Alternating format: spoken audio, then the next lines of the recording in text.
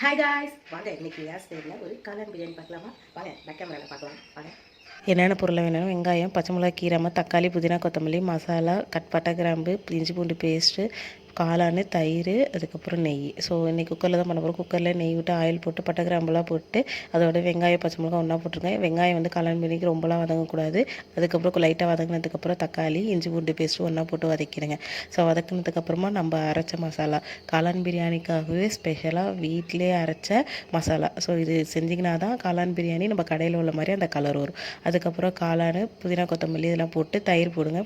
So already வந்து காலையிலேருந்து தண்ணி வரும். அது வந்து லைட்டாக இதானதுக்கப்புறமா ரைஸுக்கு அளவான தண்ணி ஊற்றிக்கோங்க. ஸோ ஒரு கப்பு ரைஸுக்கு 2 கப்பு தண்ணி போட்டு ஆல்ரெடி நான் 10 மினிட்ஸ் ஊற வச்ச ரைஸு எல்லாத்தையும் ஒன்றா போட்டு நம்ம அரைச்ச மசாலாவை லைட்டாக திரும்ப மேலே தூவி விட்டுட்டு குக்கரை மூடி வச்சுட்டு விசில் வந்ததுக்கப்புறம் இறக்குனீங்க அப்படின்னா திறந்தீங்க அப்படின்னா சூப்பரான காளான் பிரியாணி ரெடி ஆகிடும். இது ஒரிஜினல் கலர் கிடையாது, இதுதான் ஒரிஜினல் ஆன கலர்.